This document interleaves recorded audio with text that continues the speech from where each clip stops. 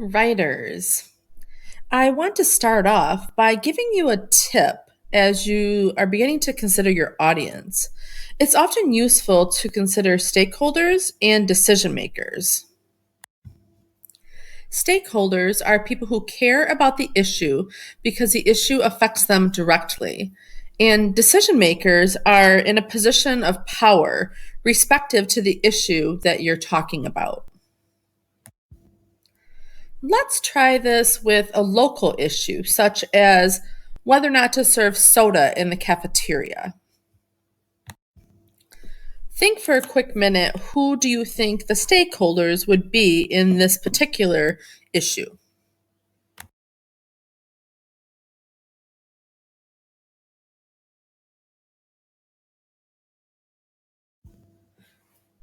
So you might have the kids who drink soda, your soda supply companies, even those who would profit from the production or the delivery of sodas, your principal, parents, superintendent. There's many stakeholders in this particular scenario. But now I'll challenge you for one that's a little bit trickier. I want you to think, applying the same logic, of the possible stakeholders and decision makers involved in the question of amnesty for child soldiers. This time, I want you to make a list in your notebook. Think about all the potential stakeholders for our issue. Pause the video while you generate this list for a few minutes.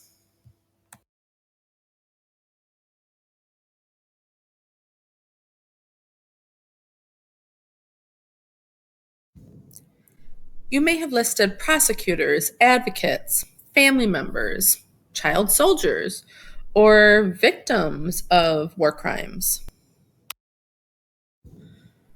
Or you might have listed some organizations such as UNICEF, United Nations, Invisible Children, Amnesty International, or U.S. military tribunals.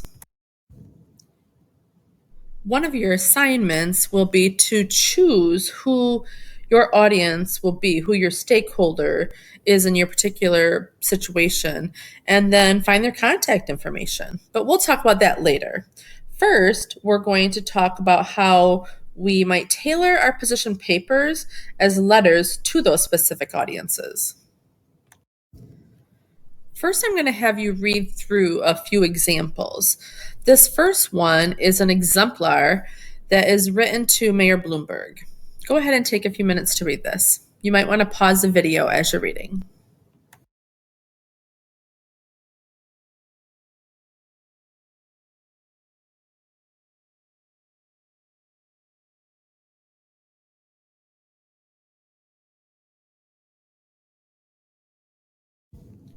Here's another letter that I'll have you read.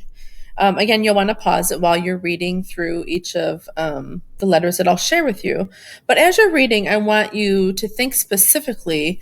Notice, how did the writer tailor their paper based on their audience? What do you think that they are doing, or what are you noticing about what they're writing and how they're writing that is dependent on who their audience is?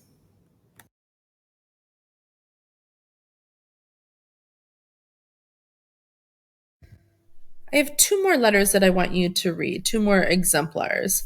Maybe this time as you're reading, pay attention to the transitional language that is being used both at the beginning and the end of paragraphs as you're progressing through the letter.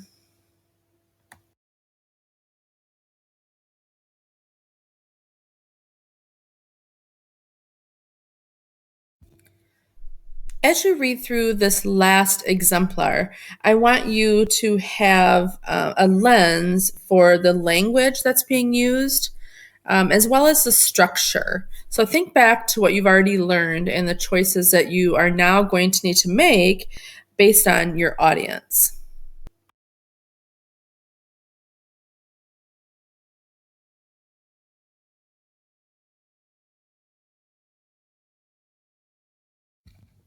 So I want to offer you one last tip before you go off and start your final project here. Uh, Letter writers are respectful of their audience's knowledge and status. So I want to offer you a tip sheet that will help you as you do this work.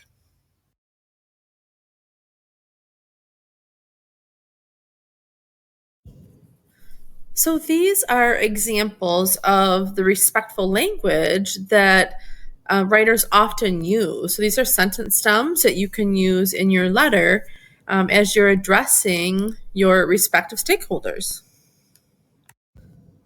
Lastly, your presentation, your letter, needs to show your audience that you are serious, expert, and careful. While a quotation without a citation seems like a small thing, it can undermine an argument. When you don't capitalize the name of the person that you're addressing, this sets them up to not take you seriously. And when you want to move a reader profoundly, you don't want them to be distracted by glaring mistakes. You might want to use this checklist after you get done with your final edit. So there are 7 tips here as well.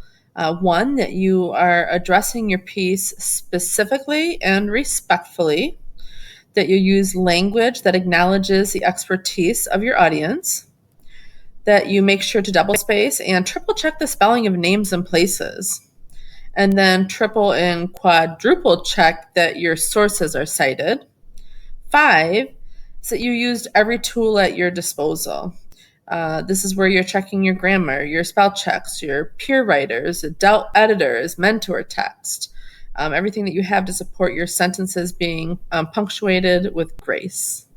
6, if any part of your piece is more than 3 inches long, you might want to reconsider your paragraphs, and that you have paragraphed by skipping lines or indenting, but not both. And then the last one is that you edited your language for grace and power as well as accuracy. Writers, this is a lot of work, so it might take you a couple days to complete. Keep a time, make a list of what you need to do, and let me know if you have questions. Off you go.